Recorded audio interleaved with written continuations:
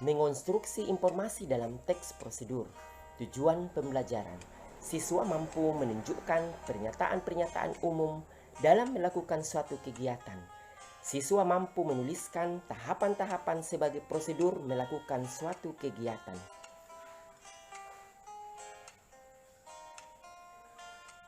Teks prosedur adalah teks yang berisi langkah-langkah atau tahapan-tahapan yang harus dilakukan untuk mencapai suatu tujuan.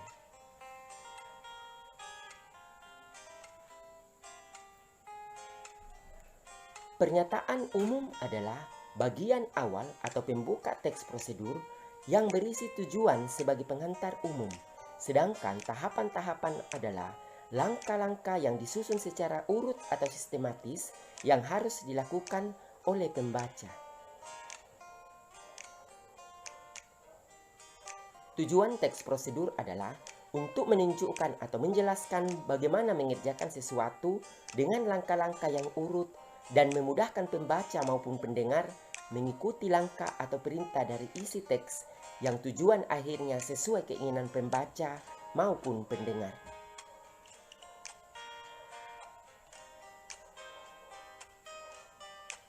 Jenis-jenis teks prosedur.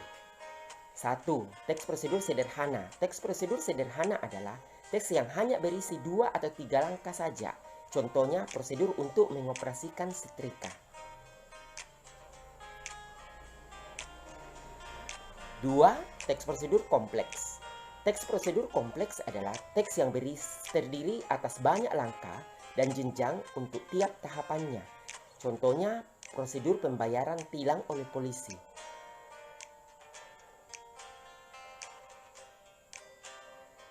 3. Teks prosedur protokol. Teks prosedur protokol merupakan teks yang langkah-langkahnya sangat sederhana dan mudah dipahami. Contohnya, menyalakan komputer.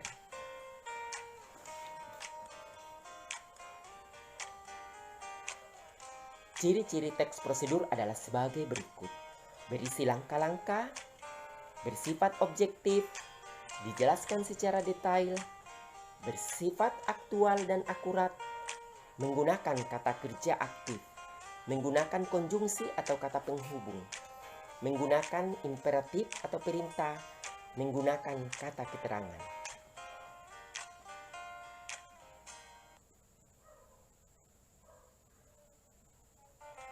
Mari kita baca contoh teks prosedur sebagai berikut.